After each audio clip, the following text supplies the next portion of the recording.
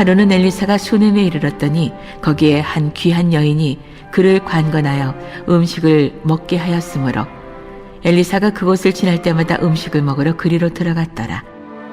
여인이 그의 남편에게 이르되 항상 우리를 지나가는 이 사람은 하나님의 거룩한 사람인 줄을 내가 아노니 정하건대 우리가 그를 위하여 작은 방을 담 위에 만들고 침상과 책상과 의자와 촛대를 두사이다. 그가 우리에게 이르면 거기에 머물리이다 하였더라. 하루는 엘리사가 거기에 이르러 그 방에 들어가 누웠더니 자기 사환 게하시에게 이르되 이 수넴 여인을 불러오라 하니 곧 여인을 부르매 여인이 그 앞에 선지라. 엘리사가 자기 사환에게 이르되 너는 그에게 이르라. 내가 이같이 우리를 위하여 세심한 배려를 하는도다. 내가 너를 위하여 무엇을 하랴? 왕에게나 사령관에게 무슨 구할 것이 있느냐 하니 여인이 이르되 나는 내 백성 중에 거주하나이다 하니라. 엘리사가 이르되 그러면 그를 위하여 무엇을 하여야 할까 하니 게하시가 대답하되 참으로 이 여인은 아들이 없고 그 남편은 늙었나이다 하니 이르되 다시 부르라 하여 부르매 여인이 문에 서니라. 엘리사가 이르되 한 해가 지나 이때쯤에 내가 아들을 안으리라 하니 여인이 이르되 아니로소이다. 내 주 하나님의 사람이여 당신의 계집종을 속이지 마옵소서 하니라. 여인이 과연 잉태하여 한 해가 지나 이때쯤에 엘리사가 여인에게 말한 대로 아들을 낳았더라. 그 아이가 자라매 하루는 추수꾼들에게 나가서 그의 아버지에게 이르렀더니 그의 아버지에게 이르되 내 머리야 내 머리야 하는지라. 그의 아버지가 사환에게 말하여 그의 어머니에게로 데려가라 하매 곧 어머니에게로 데려갔더니 낮까지 어머니의 무릎에 앉아 있다가 죽은지라. 그의 어머니가 올라가서 아들을 하나님의 사람의 침상 위에 두고 문을 닫고 나와 그 남편을 불러 이르되 청하건대 사환 한 명과 나귀 한 마리를 내게로 보내소서. 내가 하나님의 사람에게 달려갔다가 돌아오리다 하니 그 남편이 이르되 초하루도 아니요 안식일도 아니거늘 그대가 오늘 어찌하여 그에게 나아가고자 하느냐 하는지라. 여인이 이르되 평안을 비나이다 하니라. 이에 나귀의 안장을 지우고 자기 사환에게 이르되 몰고 가라. 내가 말하지 아니하거든 나를 위하여 달려가기를 멈추지 말라 하고 드디어 갈멜산으로 가서 하나님의 사람에게로 나아가니라. 하나님의 사람이 멀리서 그를 보고 자기 사환 게하시에게 이르되 저기 수넴 여인이 있도다. 너는 달려가서 그를 맞아 이르기를 너는 평안하냐? 네 남편이 평안하냐? 아이가 평안하냐 하라 하였더니 여인이 대답하되 평안하다 하고 산에 이르러 하나님의 사람에게 나가서 그 발을 아는지라. 게하시가 가까이 와서 그를 물리치고자 하매 하나님의 사람이 이르되 가만두라. 그의 영혼이 괴로워하지만은 여호와께서 내게 숨기시고 이르지 아니하셨도다 하니라. 여인이 이르되 내가 내 주께 아들을 구하더이까 나를 속이지 말라고 내가 말하지 아니하더이까 하니 엘리사가 게하시에게 이르되 내 허리를 묶고 내 지팡이를 손에 들고 가라. 사람을 만나거든 인사하지 말며 사람이 내게 인사할지라도 대답하지 말고 내 지팡이를 그 아이 얼굴에 놓으라 하는지라. 아이의 어머니가 이르되 여호와께서 살아계심과 당신의 영혼이 살아계심을 두고 맹세하노니 내가 당신을 떠나지 아니하리이다. 엘리사가 이에 일어나 여인을 따라가니라. 게하시가 그를 보다 앞서가서 지팡이를 그 아이의 얼굴에 놓았으나 소리도 없고 듣지도 아니하는지라.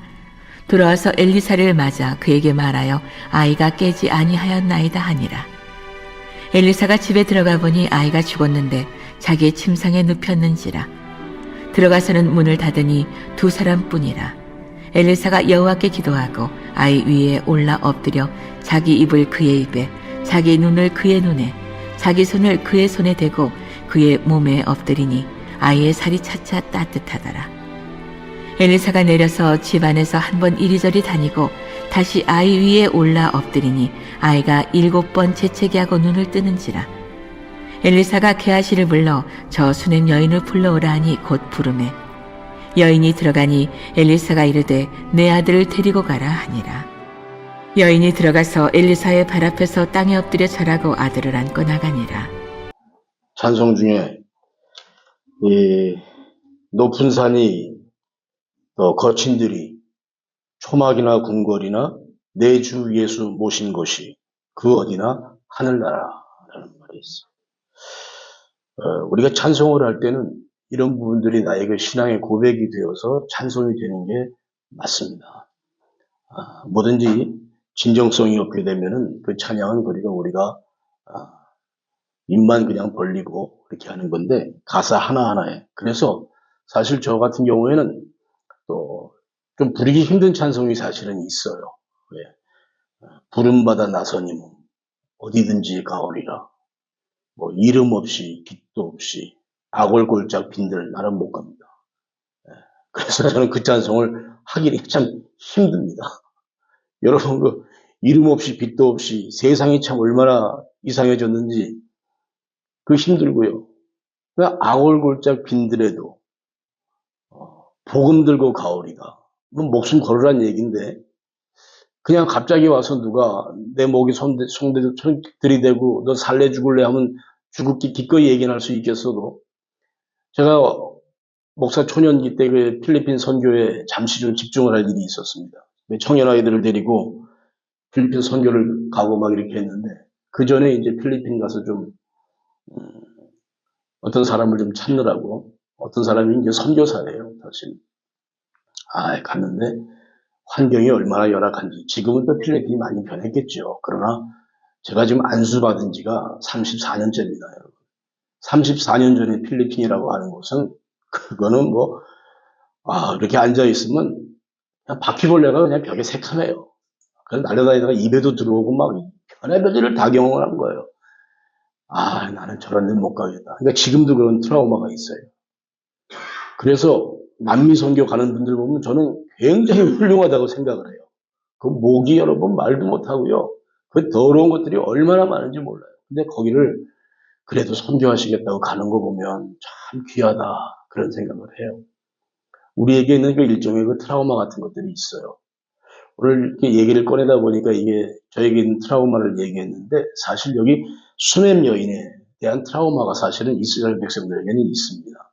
어떤 것이냐 하면 다윗 왕이 늙어서 이제 돌아가실 때가 됐어요. 몸에 기력이 없어요. 그러니까 그 신하들이 생각을 하는 거예요. 야, 우리 저 왕 돌아가시면 어떡하나.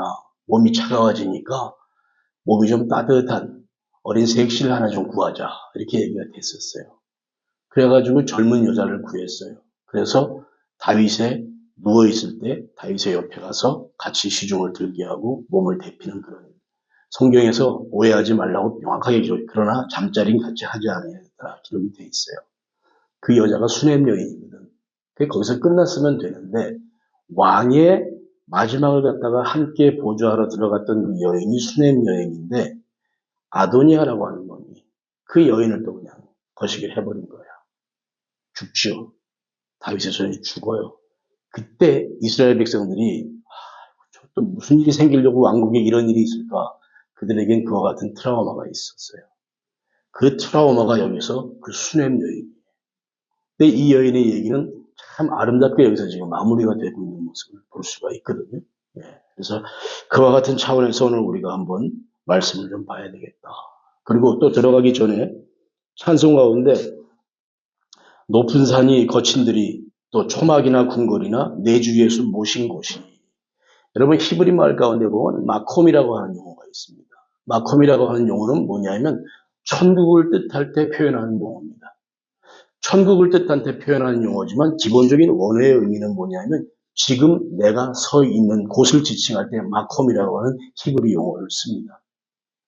이 말은 대개 어떻게 우리가 연관을 지을 수 있냐 하면 거룩하다. 하나님이 거룩하시니까 우리가 하나님의 그 거룩에 함께 동참해야 된다. 주일마다 드리는 기도가 하나님의 그 거룩함에 우리가 함께 동참할 수 있도록 우리도 이 거룩함을 유지하기를 원합니다. 그 하나님의 거룩이 우리의 삶 가운데 드러나기를 원합니다. 그렇게 기도를 합니다. 하나님의 거룩이 우리의 삶 가운데 들어가는 그것이 무엇이냐? 우리가 이게 이스라엘의 언어로 이것을 이해해야 되는 게 거룩이라고 하는 단어는 카도시라고 하는 말을 씁니다. 카도시. 이게 거룩하다. 근데 뭐 제가 설교 때마다 가끔 말씀을 드리지만 히브리 말 가운데 앞에 미자가 붙으면 장소를 표현한다고 그랬잖아요. 미카도시 하게 되면 미크다시 이렇게 변형이 돼가지고선 미크다시란 말이 뭐냐? 하나님의 거룩이 있는 곳, 바로 성전을 얘기할 땐 미크다시라고 얘기를 합니다. 하나님의 거룩성이 있는 곳이 성전이다. 그럼 카도시, 또 마콤, 이와 같은 용어들은 뭘 뜻하냐 하면요. 하나님의 거룩은요, 시 공간을 초월해야 되는 게 거룩이에요. 시 공간을 초월해가지고 카도시, 항상 거룩하게 구별되는 것. 거룩이란 말이 구별된다는 뜻이거든요. 카도시가. 그럼 무엇을 구분하느냐? 하나님께서 우리에게 주신 시간 가운데에서 하나님을 만나기 위해서 너희가 구별해서 그 시간을 드리라는 의미가 들어가 있고요. 그 다음에 마콤이라고 하는 용어는 뭐냐면 오늘 찬송 불렀듯이 내가 서 있는 이곳, 천국을 지칭하는 거예요. 하나님이 함께하는 내가 서 있는 이곳이 천국이다라는 거죠. 그러니까 여기에서는 또 공간을 얘기해 주고 있는 거예요. 그러면 시 공간을 함께 우리가 거룩함으로 드리기 위해서는 무엇을 하느냐? 성경에서 우리에게 주시는 교훈이 뭐냐면 주 앞에 무릎 꿇는다는 거예요. 주 앞에 좌정하는 거예요. 무릎 꿇는 거예요. 그것을 얘기하는 거예요. 무릎 꿇고 시간을 구별해서 드리고 어디서든지 내가 주 앞에 무릎을 꿇는다. 여러분, 무릎 꿇는 행위가 굉장히 거룩한 행위입니다. 우리 인간의 특징이 뭘까요? 동물과 다른 특징이 뭘까요, 여러분? 네? 동물은 네 발로 다니잖아요. 우리 인간들은 서서 직립보행을 하는 자들이에요. 직립보행을 하는 자가 무릎을 꿇는다라고 하는 건요, 나의 모든 기득권 다 벗어버리고요, 제일 약한 자리에 있는 모습이 바로 무릎을 꿇는 모습이에요. 우리 인간의 모든 특권을 포기하는 행위거든요. 그것은 전적으로 내가 하나님의 인도를 받아야 됩니다 해가지고 시 공간을 초월해서 시간을 하나님께 구별해서 드리고 그 공간 속에서도 내가 있는 것이 하나님이 함께 하시는 것이라는 그 믿음을 가지고 고백하면서 무릎 꿇는 행위가 거룩한 행위인 거예요. 내가 뭐 나가서 뭐 잘 살고 뭐 못 살고 이와 같은 차원의 얘기가 아니에요. 원어적으로 바라볼 때는 내게 주어진 시간과 모든 공간을 하나님께 구별해서 드리는 것. 바로 이것이 거룩이다라고 하는 거예요. 사순절 기간을 지금 우리가 지나고 있습니다. 우리 로고스 교회의 신앙과 로고스 교회의 양심이 더 거룩하고 건강해지기를 간절히 바랍니다. 우리의 신앙이 그렇게 되어야 됩니다. 제가 어저께는 그저께인가요? 손님이 온다고 그래서 제 방에서 제가 누가 올지를 모르니까 문을 열어줘야 되니까 우리 CCTV 카메라를 오래간만에 켰습니다. 켜서 이렇게 교회 문 앞 크게 되면 그 스크린에 3개가 나와요. 어떨 때 9개가 나오기도 하는데 크게 보면 스크린 문 밖에 들어오고 여기 교회 로비 들어오고 예배실이 나오는 3개가 딱 이렇게 카메라가 잡히는데 항상 켜놓고 막 이 말씀을 준비하다 보니까 문소리가 콱 났어요. 그래서 누가 오나 보다 그러니까 우리 교회에 어떤 성도님이셨어요. 간만에 봤어요. 그러더니 여기를 들어오더라고, 예배실에. 그러더니 잠깐 앉아서 묵상을 하는지 뭘 하는지 잠깐 앉았다가 예배실에 앉으면 뭐 하겠어요? 하나님 부르겠죠. 그 시간이 길고 짧은 문제가 아니라 그러고 다시 나가는 모습을 봤어요. 그 모습을 바라보면서 기도한 거예요. 하나님, 저 시간이 이제 한 10분으로 좀 늘어나게 해주세요. 지금 이 말을 하는 동안에 그분이 지금 여기 앉아 계세요. 본인 스스로가 알 거예요.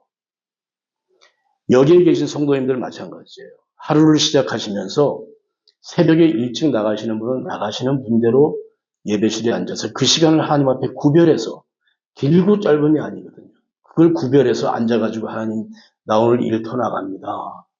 오늘도 하나님 무탈을 기도합니다. 도와주십시오. 이거 나가시면 돼요. 이것이 습관화돼야 돼요. 그것이 이스라엘 백성들이 광야 생활 가운데에서 하나님께서 그들에게 가르치신 그걸 리추얼이라고 얘기를 하는 거예요. 우리의 삶 가운데 하나님을 만나기 위한 그와 같은 예식 같은 것들이에요. 그게 우리의 삶에 이 사순절 기간 동안은 좀 같이 한번 엮여져서 그렇게 나아갔으면 좋겠다. 이 말씀을 제가 말씀을 시작하기 전에 다시 한번 드립니다. 하나님의 동질 교통에 참여하는 거거든요. 이게 하나님의 거룩함에 나도 거룩함으로 동참한다. 이 동질 교통이에요. 신앙생활이 그렇게 정착이 되면 참 좋겠다는 말씀을 드립니다. 과부의 이야기에 이어서 오늘 등장하는 이 수냄 여인에 대해서 우리가 성경을 지금 다 읽었습니다. 옛날부터 성경을 보게 되면 여인들이 얘기를 등장을 할 때는 아이를 못 낳는 여인에 대한 이야기가 많이 나와요. 아이를 못 낳는 게 문제가 항상 됐어요. 그 시대나 지금이나. 그래가지고서는 그랬는데 그런 사람들의 여인을 잠깐 살펴보면 아브라함의 아내였던 사라가 그랬지 않습니까? 하나님의 사람들을 대접했을 때에 하나님의 사람들이 네 아내 사라가 이제 잉태할 거다, 애를 가질 거다 그러니까 사라가 그 얘기를 살짝 들었어. 듣고 나서 픽픽거리면서 웃었잖아요. 참 내가 지금 병수가 다 끊어졌는데 무슨 애를 낳아 이러면서 뒤에서 그러니까 하나님의 사람들이 너 왜 웃냐 그러니까 나 안 웃었어요. 야씨 너 웃었잖아. 그렇게 가셨어. 근데 그 이듬해에 애가 생겼어요. 그래서 아들이 태어나잖아요. 그 아들이 누군지 다 알잖아요. 우리가 그런 일이 있었어요. 또 야곱 경우 보면 야곱에게 참 그의 인생사가 파란만장하잖아요. 우리가 다 성경을 본 거니까. 야곱이 그 외삼촌 집으로 그 형을 통해서 도망갔잖아요. 도망갔는데 거기 외삼촌이 딸이 둘이 있는데 레아하고 라헬이라고 하는 딸이 있었어요. 이 야곱이 딱 보니까 라헬이 이뻐. 아이고 난 저 여인이 내 마음에 있는 거야. 성경에도 그랬어. 라헬이 야곱과 있는 시간이 약간 많다 그랬어요. 레아는 보니까 상대적으로 인물이 좀 떨어졌던 모양이죠. 그러나 하나님께서 그 여인을 외롭게 두지 않고 레아를 통해서 자식을 생산하게 하세요. 라헬은 허구한 날 남편하고 붙어 있는데 애가 안 생겨. 그래서 그 성경을 보게 되면은 이 여자가 화딱지가 난 거예요. 화딱지가 나가지고 남편 야곱한테 얘기하는 거예요. 왜 애가 안 생기냐? 나 애 좀 생기게 해줘라. 부부간에 싸움이 일어난 거예요. 성경 보면 야곱이 뭐라 그러는지 알아요? 야, 너 애 못 낳는 거 하나님이 지금 안 주셔서 못 낳는 거지. 그걸 왜 나한테 얘기하냐? 내가 하나님이냐? 이 시기면서 우리 싸우는 게 성경에 그대로 나와요. 여인들이 아이를 갖는 문제가 이렇게 참 민감했던 그런 문제들을 얘기하고 있어요. 성전에서 아이를 낳으려고 기도했던 한나의 얘기도 있고 성경에 많이 그렇게 있어요. 독특하죠. 근데 오늘은 우리가 그 한 여인의 포커스보다도 엘리사가 사역을 진행하는 도중에 그 가운데서 일어났던 일이 오늘 여기에 기록이 되어 있어요. 이 수넴 여인은 그 이름도 지금 나와 있지를 않아요. 그냥 엘리사의 사역, 구속 사역, 엘리사를 통한 하나님이 이스라엘을 사랑하는 그 사역의 연장선상에서 우리가 이 여인의 모습을 봐줘야 되는 거예요. 무엇을 말하려고 하느냐? 역사 가운데에서 이 여인을 통해서 드러내고자 하는 것이 무엇인가를 오늘 우리가 성경 말씀을 통해서 알아야 되겠다. 여기에 보니까 수넴 여인이라고 나와요. 수넴 여인. 귀한 여인이라 표현했어요. 성경에 보니까 이 여인은 귀한 여인이다. 먹고 사는 게 그 전에 나왔던 기름 한 종지밖에 없었던 그 과부하고는 차원이 다를 정도로 이 여인은 Great Woman이라고 성경이 표현하고 있어요. 굉장히 규모가 크고 살림도 크게 하고 하는 잘 사는 그와 같은 여인으로 여기에 모여 있습니다. 부유했던 여인이에요. 근데 그 여인이 하나님의 사람을 섬기는 모습이 나오는데 주의 종 엘리사가 거기를 왔다 갔다 하고 사역을 진행할 때 이 여인이 엘리사를 간권했다. 그러니까 강권적으로 안 가도 돼. 그냥 지나가면 거기 안 가도 돼요. 그런데 이 여인이 간권한 거야. 그러지 마시고요. 꼭 우리 집에 들려주세요. 꼭 우리 집에 와주세요. 그래가지고 사람을 불러 엘리사를 자기 집으로 초청을 해서 음식을 대접을 하니까 어느새 엘리사도 그 지역을 지나갈 때는 그 여인의 집에 들어가게 되는 거예요. 여러분, 임성신 목사가 우리가 목회를 하면서 여러분들이 경험했지만 우리 교회에 참 손님들이 많이 와요. 손님들이 많이 오는데 그것은 그냥 이번엔 또 누가 오는구나. 아이고 저 사람들 어떻게 할까 이렇게 생각하지 마시고 추워도 여러분들의 임성신 목사가 한국을 방문하면 공항에 딱 도착하는 순간부터 저를 섬기려고 차가 도착돼 있어요. 공항에 도착하는 순간부터 제 캐리어도 제가 끌지 않아요. 그분들이 끌어서 차에 앉혀요. 한국 여행이 피곤하기는 하더라도 그런 면에서 제가 마음은 도움을 받죠. 그래가지고 그들이 미리 여기서 간다 그러면 언제 오십니까? 네 일정 보내달라고 일정 다 보내주면 지역마다 자기들이 호텔을 다 잡아놔요. 그래서 제가 가서 거기서 쉬고 사역을 전개하고 또 이동할 때는 또 그들이 와서 나를 태우고 자기들이 시간이 안 되면 다른 사람 어레인지 해가지고 또 나를 갖다가 도와서 안내를 해주고 그런 일들이 제가 공항을 떠나올 때까지 계속 이어집니다. 물론 거기에 대해서 제가 감사하죠. 감사하고 사례도 표하고 합니다. 그렇게 섬겨주십니다.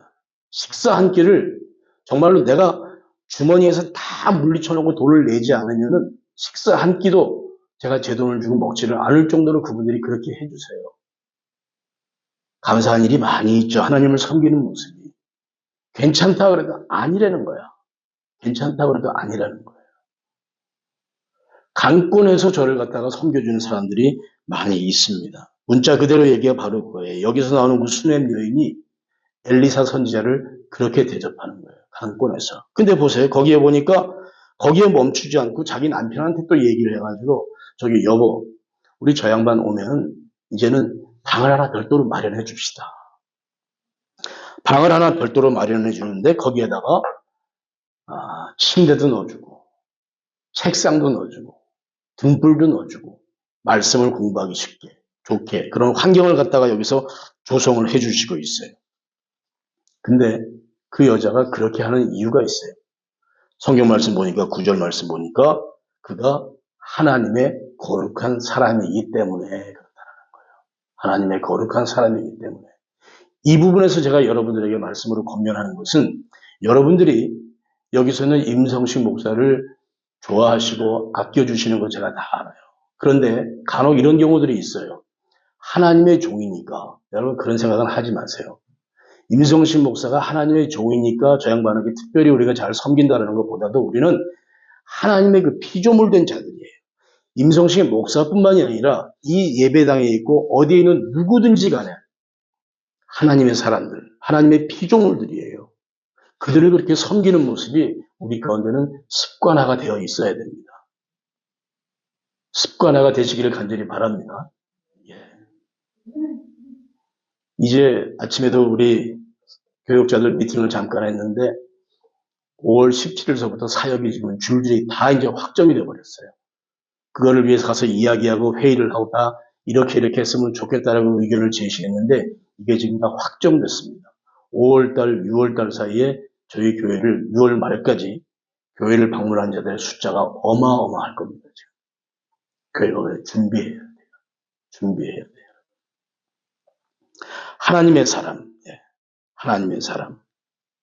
하나님의 거룩한 사람이기 때문에 이 여인이 그를 환대하는 모습이 보인다. 근데요, 중요한 것은 뭘 말씀드리려고 하냐면 엘리야하고 엘리사가 활동하던 그 시대는요, 가장 힘들고 가장 죄악이 만연했던 시기예요. 이스라엘의 그 역사 가운데에서. 보세요. 아합이라고 하는 자가 그 나라를 확장시키고 또 자기 나라를 부강하게 만들려다 보니까 이웃에 하나님을 섬기지 않는 여인을 갖다가 자기 와이프로 맞아들였어요. 그 여자가 여러분 잘 기억하세요. 이 여자는 성경의 역사에서 삼손과 데릴라보다도 더 악한 여자예요. 이세벨이에요. 이세벨의 영이라고 그래서 우리가 기도할 때 기도하잖아요. 음란의 영이 있고요. 불란의 영이 있고요. 더러운 영은 다 가지고 있는 여자예요. 이게. 그 이세벨을 갖다가 자기의 와이프로 택하니까 그 여인이 섬기는 신이 무슨 신이야? 바알이라고 하는 신이에요. 아주 더러운 신들이죠. 이 여자가 그러니까 바알신을 섬기는 하나의 선교사 역할을 하고 있는 거야. 이스라엘 땅에 들어와서. 온 이스라엘 땅에다가 바알 신당을 다 지어놓고 하나님을 멀리하게 하는 거예요. 여러분 이스라엘의 역사 가운데서 이스라엘이 가장 힘들었던 시기다라고 하는 그 정의는 뭐에 근거해서 얘기하냐면 그것은 그들이 하나님을 섬기지 아니하였다라는 거예요.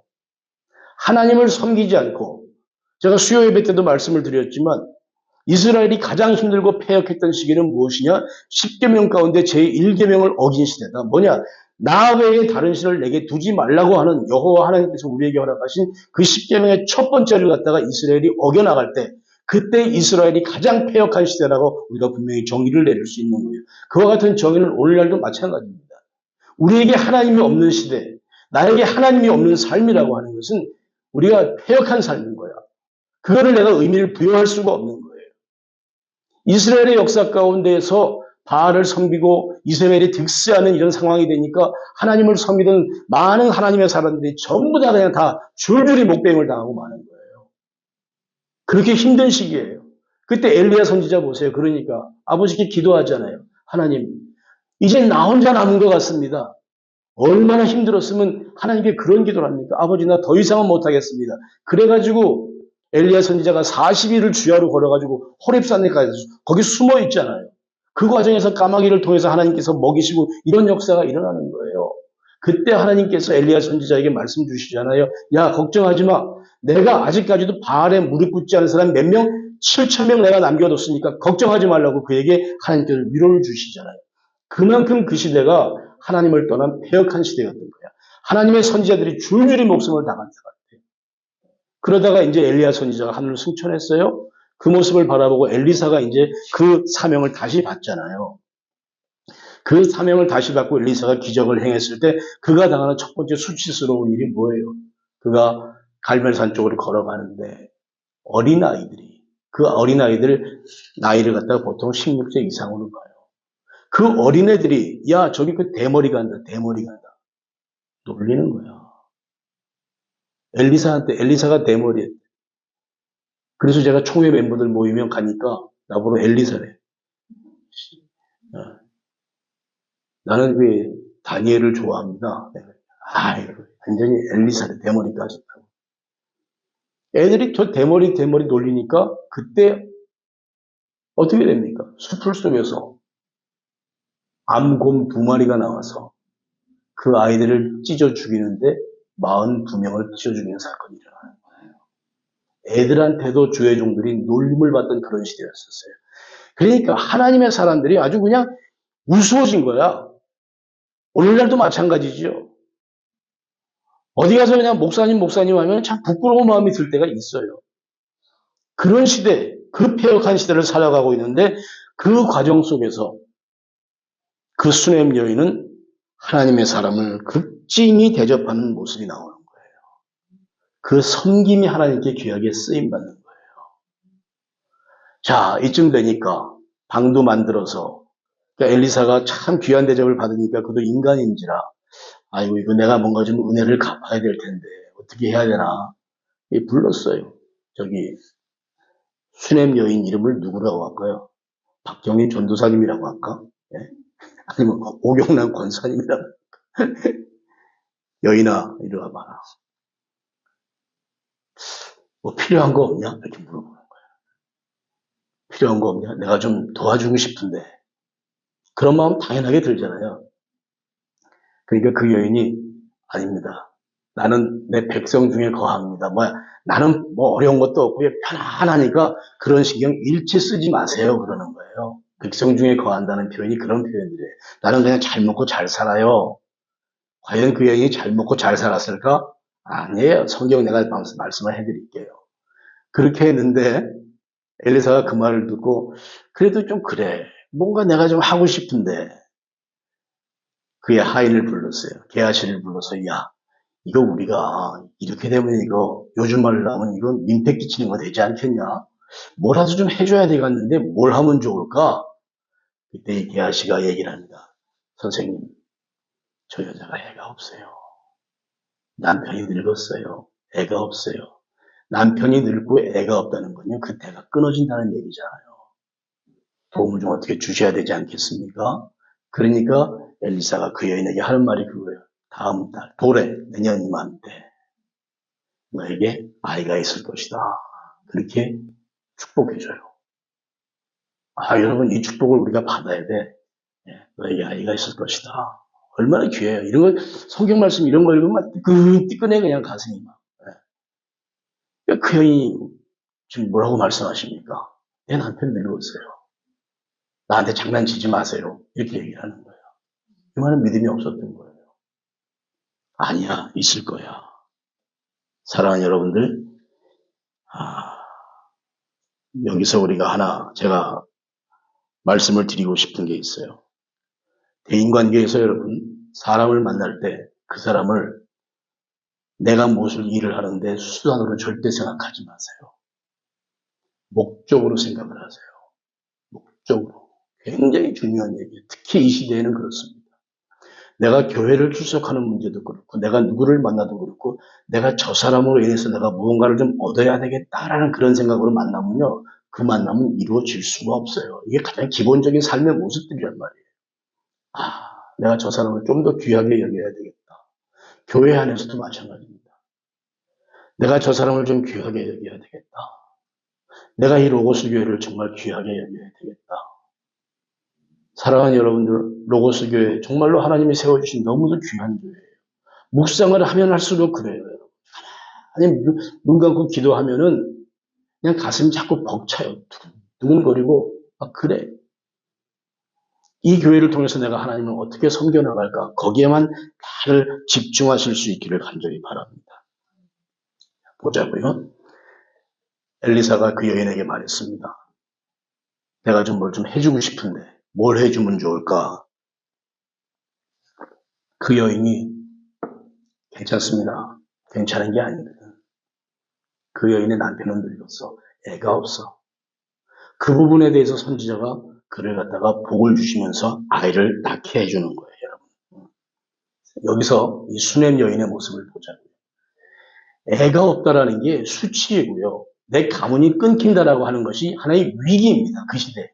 자식은 태의 열매는 하나님이 주신 상급이라고 고백하는 게 그들의 신앙이고 삶입니다. 그런데 이 여인에게 애가 없어.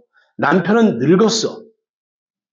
그럼에도 불구하고 선지자가 뭘 해줄까라고 했을 때 그는 아무 조건 없이 하나님의 사람을 바라볼 때 내가 저 사람을 통해서 무엇을 얻겠다라는 게 아니야. 그저 하나님의 거룩한 사람이니까 순수함으로 그 사람을 섬기는 모습이에요. 그렇기 때문에 저는 괜찮습니다. 아무 일 없습니다. 그랬는데 아무 일이 진짜 없나요? 아니잖아요. 남편은 늙어서 이제 얼마 오래 가지도 못해. 애도 없어.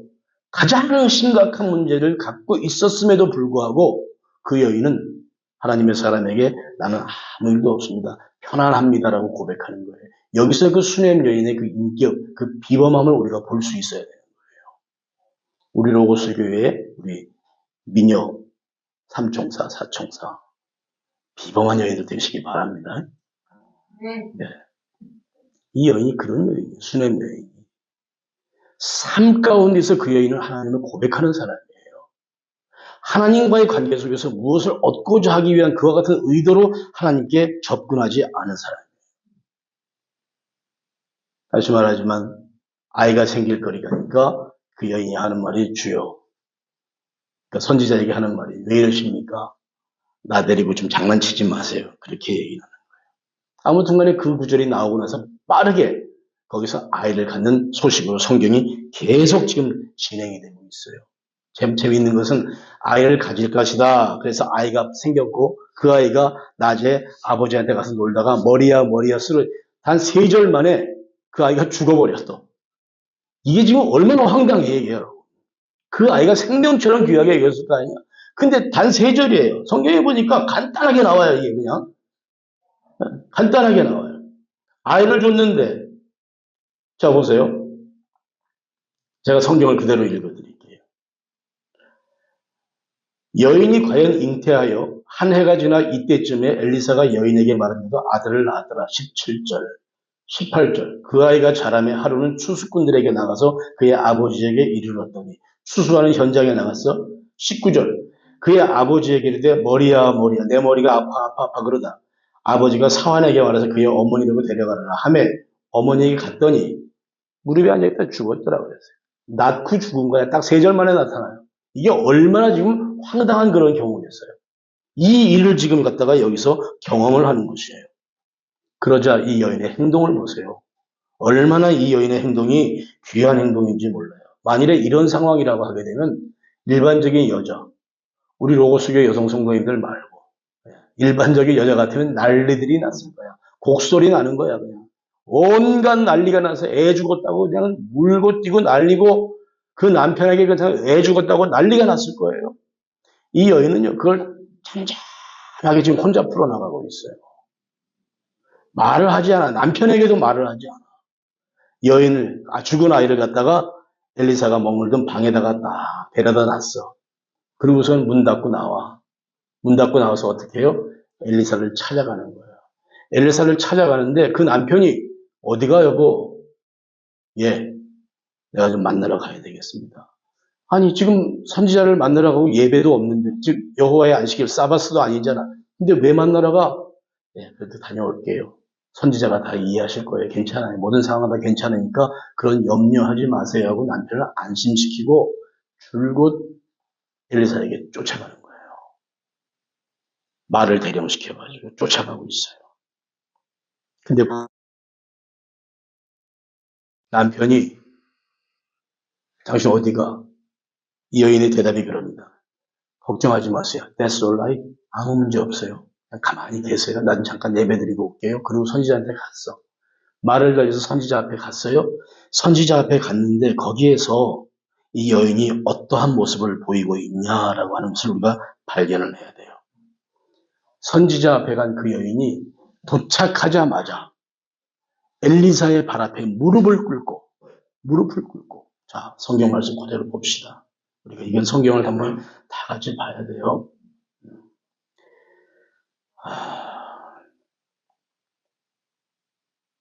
26절입니다. 너는 달려가서 그를 맞아 이르기를 너는 평안하냐 평안하냐. 저기 보니까 그 여자가 오고 있는 게 보여. 엘리사가 물어보는 거예요.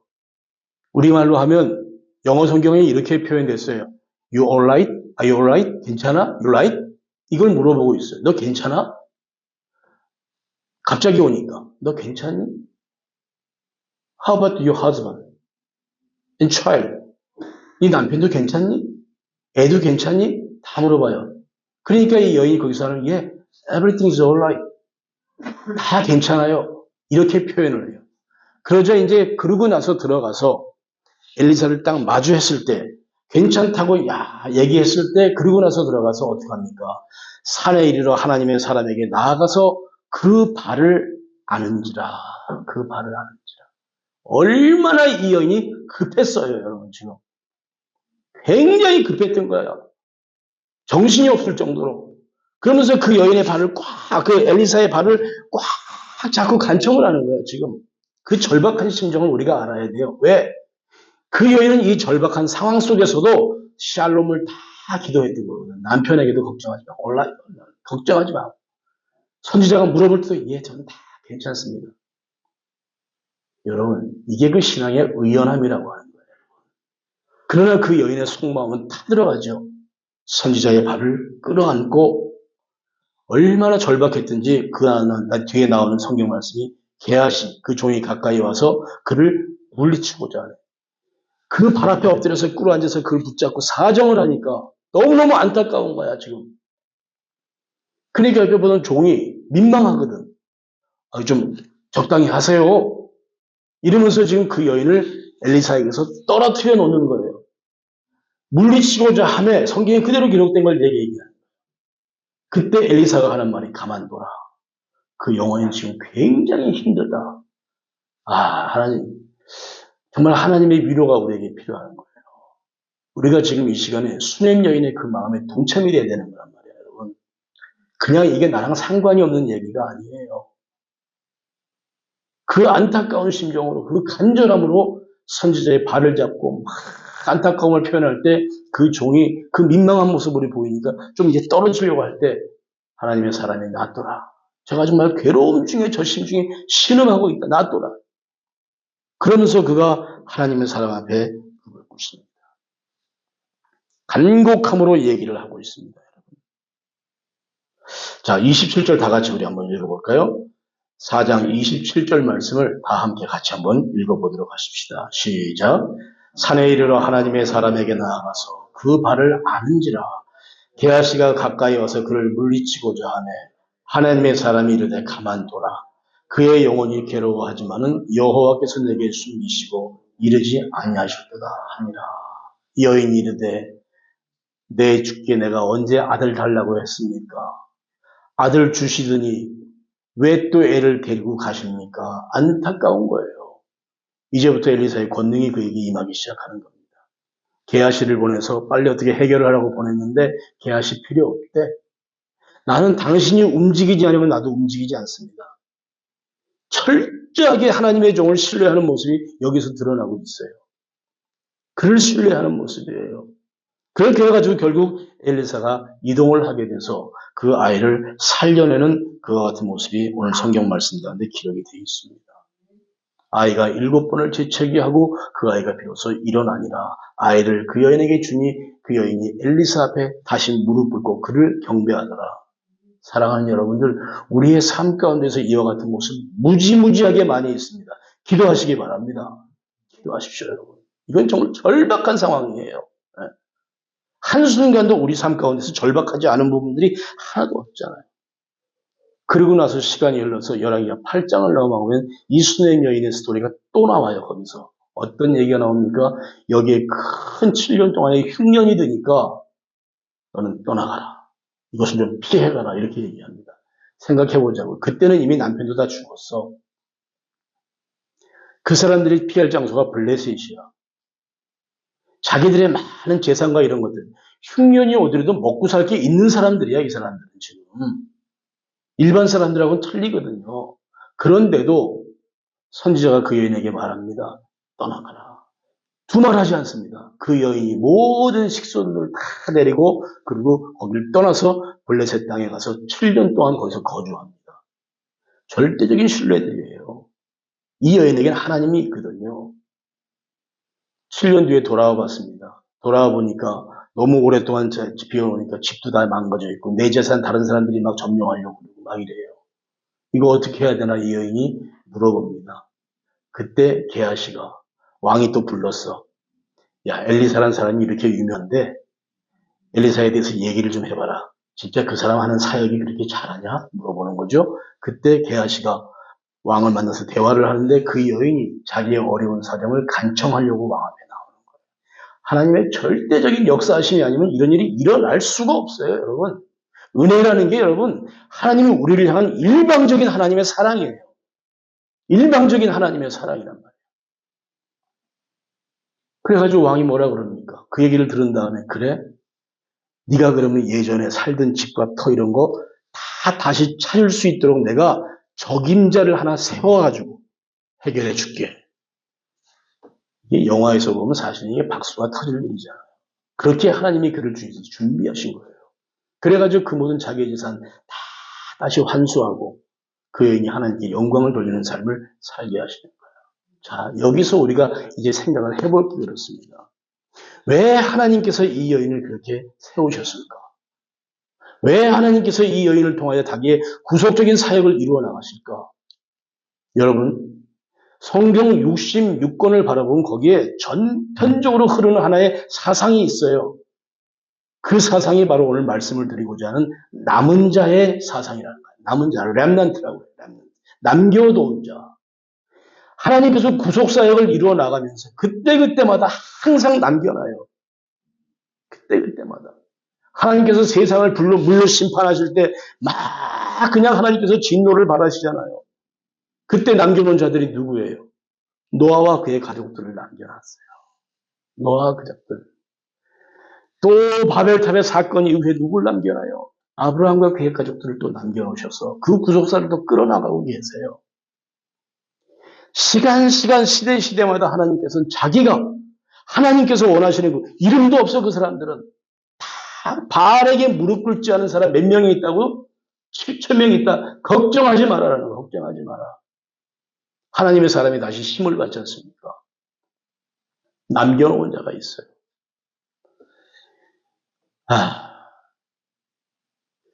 그 아놀드 토인비라는 사람이 있습니다. 그 사람이 역사의 연구라는 책을 썼어요. 거기에서 그가 주장하는 게 뭐냐면 우리 인류의 역사들은 다수에 의해서 이것이 진행되는 게 아니라 작은 소수에 의해서 진행되는데 그들을 갖다가 뭐라고 얘기하냐? 토인비의 말을 빌면은 그들은 창조적 소수다 이렇게 얘기해요. 그 창조적 소수가 역사를 이끌어 나간다 얘기하고 있어요. 우리 전도사하고 얘기하다 보니까 목사님 이 미국을 이끌어 나가는 사람들이 있대요. 있지. 그걸 워십이라고 그러죠. 워십. WASP라고 해요. 워십이라는 용어가 있어요. 이게 뭐냐면요. white. 약자예요. white, A는 앵글로색슨, C 프로테스탄트, 백인 기독교주의자들이에요. 이들이 미국 역사를 끌어나가는 거예요. 그들이 상위 지금 3%도 안 되잖아요. 그들이 모든 걸 지금 아우르고 있잖아요. 이것은 세상의 모습이기는 해요. 그러나 우리가 하나님을 섬기는 사람들의 모습 속에서도 마찬가지예요. 하나님께서는 이제까지 우리의 역사를 통해서 그의 사역을 담당하고 이루어 나가시는 분들을 하나님께서 남겨놓은 소수의 그 무리들이 있다라는 사실이에요. 성경을 표현하게 되면 이사야 선지자가 그렇게 기록을 해놨습니다. 그대로 제가 표현을 합니다. 이사야 6장 13절에 남은 자에 대한 사상을 어떻게 표현하고 있냐면 그 중에 10분의 1이 아직 남아있을지라도 남은 자. 그들의 이미 멸망 가운데서도 하나님이 그들 가운데서 10분의 1을 남겨놨을지라도 이것도 황폐하게 될 것이나 그것도 다 망하게 될 것이다. 철저하게 무너지게 될 것이나 밤나무와 상수리 나무가 뱀을 당하여도 그 그루터기는 남아있는 것 같이 거룩한 씨가 이 땅에 그루터기니라 표현하고 있어요. 이게 남은 자의 신앙이에요. 남은 자의 사상이에요. 이제 말씀의 결론을 맺읍시다. 사랑하는 여러분들, 저는 요즘 교계에 여러 목사님들을 만나고 다닙니다. 잘못이 아닙니다. 내가 잘했다, 못했다 얘기가 아니라 가보면은 가장 나름대로 여러 가지 일들을 해요. 여러 가지 일들을 하는데 저의 눈에는 그게 그렇게 효과 있게 보이지는 않아. 마음속에 내게 주시는 은혜가 뭐냐. 야, 이럴 때일수록 교회가 죽을 각오해라. 죽을 각오해라. 죽을 각오하지 않고 정말 살 각오만 하고 있어. 살 각오들만. 네. 힘든 자를 찾아가서 그를 세우려고 가지고 그를 끌어가지고 자기의 새를 키우려고 하는 이런 모습들이 왜 이렇게 많이 보여요? 죽을 각오하고 살아야지. 그래야 산다고 주님께서 말씀하시는데 우리가 예수를 믿는다는 게 뭐예요? 하나님의 사람이 됐다라는 것은 예수처럼 우리가 하고 예수가 한 일을 우리도 해야 되는 거란 말이에요. 그게 우리 하나님의 사람들의 모습이야. 그렇게 하나님에 대한 신앙을 가지고 그리스도의 그 마음을 가지고 그 삶을 주장해내는 자들을 하나님께서 곳곳에 지금 심어 놓으셨어요. 남은 자들이 있어요. 이 시간에 여러분 우리 로고스 교회와 여러분 모두가 저와 여러분 모두가 그와 같은 하나님께서 숨겨놓으신 은혜로 숨겨주신 남은 자의 그 반열에 들어갈 수 있기를 간절히 축원을 드립니다. 해야 됩니다. 우리가 그런 일들을 감당을 해야 되는 거예요. 말씀을 드렸지만 하나님을 섬기는 게 이게 장난입니까 여러분? 장난이 아닙니다. 얼마나 어렵습니까? 아침에 인천에 정원성 목사님 주일 설교를 제가 파일을 보내왔길래 열었어요. 설교를 쭉 들었어요. 역시 그런 얘기 하더라고. 이 시대에 하나님의 사람으로 사는 게 뭘까? 정원성 목사 똑같이 하는 말이 뭐냐면 하나님의 뜻대로 사는 게 하나님의 말씀대로 사는 게 얼마나 어려운 줄 아냐. 그러나 우리는 살아내야 된다. 동일한 말씀입니다. 우리가 하나님의 자녀들로서 그와 같은 삶을 살아내야 돼요. 마지막으로 한 사람의 예언 제가 얘기를 해볼게요. 세계 선교 역사를 보게 되면 지금 인도 같은 경우에 사실은 인도는 제가 방문을 해보지 않았습니다만 인도에 가면 별도로 그 크리스천 커뮤니티가 따로 있어요. 그 민족들이. 거긴 전부 다 예수 믿어요. 거기 일반 사람들 접근도 잘 안 되는 데예요. 인도의 복음을 전반 사람이 누구였죠? 예수의 사도 가운데 도마 선지자. 사도 도마가 인도에 가서 선교하다가 갔잖아요. 순교했어요. 도마가 최초로 복음을 들고 간 데가 인도였어요. 근데 그 인도의 복음의 씨앗을 뿌리기 위해서 미국의 한 선교사 스탠리 존스라고 하는 분이에요. 그분이 남긴 말이 너무 유명해서 제가 그 말씀을 드리려고 해요. 인도에 가서 복음을 증거하고 막 그러는데 복음의 열매가 보이질 않는 거야. 열매가 보이질 않으니까 얼마나 힘이 들어요. 이 말씀은 저에게도 교훈이 돼요. 하나님께 기도하는 거야. 하나님, 내가 평생을 인도 선교를 위해서 헌신했는데 아무런 열매가 보이지가 않습니다. 엘리야가 기도하듯이 하나님, 이제 나 혼자밖에 안 남았습니다. 그때 하나님이 그에게 주시는 은혜가 임하시기 시작해요. 그 사람이 자기의 자서전에 마지막에 그렇게 얘기합니다. 하나님께서 이 사역의 마침표를 찍기 전에는 내가 절대로 쉼표를 찍지 않겠다는 고백을 그렇게 하고 마칩니다. 놀라운 고백을 하고 있는 거예요. 사랑하는 여러분들, 이 고백이 오늘 저와 여러분들의 고백이 되기를 간절히 바랍니다. 하나님께서 마침표를 찍기 전에는 절대 우리가 쉼표 찍으면 안 된다. 그렇게 하고 그 세상을 떠나갑니다. 인도에서 죽지요. 복음의 씨앗, 복음의 열매, 막 맺혀지는 과정들이 이렇게 드러나게 되는 겁니다. 절대로 하나님의 복음을 전하고 하나님의 사람으로 산다는 것은 쉬운 일이 아닙니다. 그럼에도 불구하고 우리가 하나님께로부터 받은 놀라운 은혜, 그 택하심의 은혜를 입은 자들이기 때문에 시대 그 환경 속에서 하나님의 귀한 사역에 온전하게 순종하고 섬김으로 주의 영광을 드러낼 수 있는 우리 로고스 교회가 되고 저와 여러분들이 될 수 있기를 간절히 부탁을 드립니다. 기도합시다. 아버지 하나님, 우리들은